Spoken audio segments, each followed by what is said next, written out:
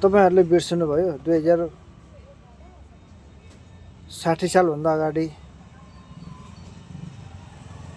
तपाईहरु गाउँघरमा यस्तै जाडोमा के गर्नुहुन्थ्यो?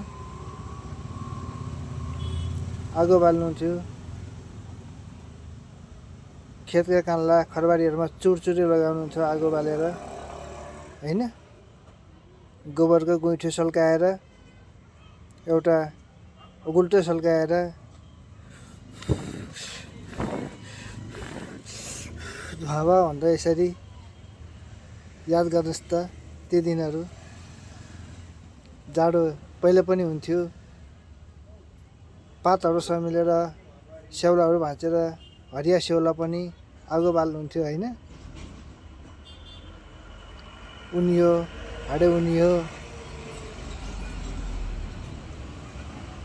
त्यो धुवाले कति तातो राफले तपाईहरुले दिनहरु कटाउनुहुन्थ्यो। त्यो बेला प्यान्ट कम मात्रै हुन्थे, जाडाका यी ज्याकेटहरु स्वेटर हुन्थे। तिनीमा तपाईका दिनहरु, तपाई हाम्रा दिनहरु व्यतीत हुन्थे।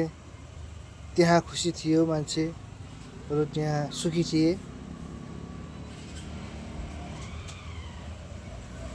आगो ताप्यो जाडोमा सलाई एक काटी सलाई भयो भने त्यहाँ खुसी हुन्थ्यो, जहाँ ज्यानले ताप्ने एउटा माध्यम पाउँथ्यो।